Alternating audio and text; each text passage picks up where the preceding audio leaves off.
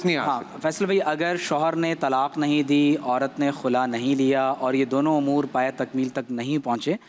تو ظاہر ہے کہ وہ عورت اسی آدمی کے نکاح میں ہے اور یہ خاتون اس کی بیوی ہیں.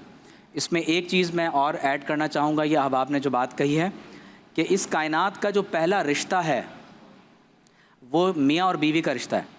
آدم اور پہلا رشتہ ماں باپ کا اولاد اور ماں باپ کا نہیں ہے، بلکہ پہلا رشتہ شوہر اور بیوی کا رشتہ ہے. اور اللہ تعالیٰ نے اس رشتے کے بارے میں جو بات فرمائی ہے کہ یا آدم اسکن انت و زوجک الجنہ، تو ہمارا جو پہلا رشتہ ہے وہ آپ دیکھیں کائنات میں میاں بیوی کا رشتہ ہے، اور جو پہلا گھر ان کے لیے بنایا گیا وہ جنت ہے.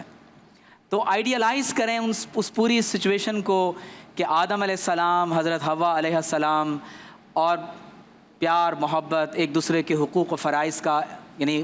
خیال کرنا. ساری بات اصل میں یہ ہوتی ہے کہ صرف فرائض کی بات نہیں ہوتی، اخلاقیات اور آداب بھی ہوتے ہیں. اور میں ایک گزارش ضرور کرنا چاہوں گا کہ زیادہ تر جو بات ہو رہی ہے وہ اس وقت شوہر کی طرف سے ہو رہی ہے. نہیں اصل میں نے شروع میں بات کی ہے حضرت، وہ میں نے شروع میں بات کی ہے لیکن وہ پرسنٹیج بہت کم ہے. میں آپ کو بتا رہا ہوں کچھ میسیجز ایسے ہیں میں پڑھ نہیں سکتا ہوں. فیصل بھائی، بہت سے لوگوں کا پرابلم یہ ہے وہ نشہ کرتے ہیں، اور جب نشہ کرتے ہیں تو نشے کی حالت میں پھر وہ رویہ جو اپنی بیویوں کے ساتھ اختیار کرتے ہیں، تو قرآن نے تو خود کہا کہ اس نشے اور جوئے کی لعنت کی وجہ سے تمہارے اندر عداوت اور بغض اور دشمنی پیدا ہوگی. تو زیادہ تر فیملیز کا بڑا پرابلم یہ ہوتا ہے کہ ان کے شوہر نشہ کرتے ہیں، جوا کھیلتے ہیں اور اس طرح کی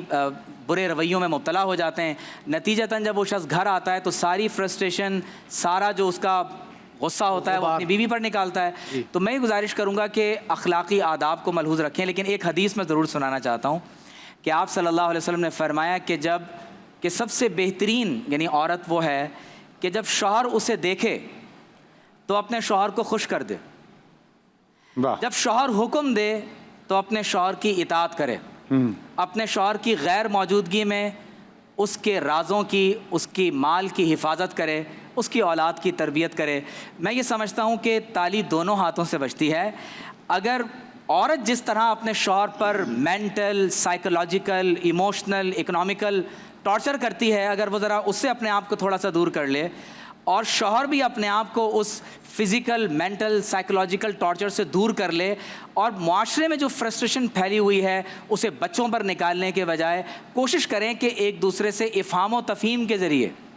گفت و شنید کے ذریعے اپنے پرابلمز کو اندر ہی اندر سالو کر لیں. اور حدیث میں یہ بھی ذکر ہے کہ اگر تمہیں اپنی بیوی کی کوئی بات ناپسند ہے تو کوئی بات پسند بھی ہوگی، تو اس طرح ایک دوسرے کی باتوں کو نظر انداز کریں، معاف کرنا سیکھیں، محبت، پیار اور بھروسے پر اپنے اس رشتے کی بنیاد رکھیں. آئی ہوپ سو کہ اگر دونوں طرف سے آگے بڑھیں گے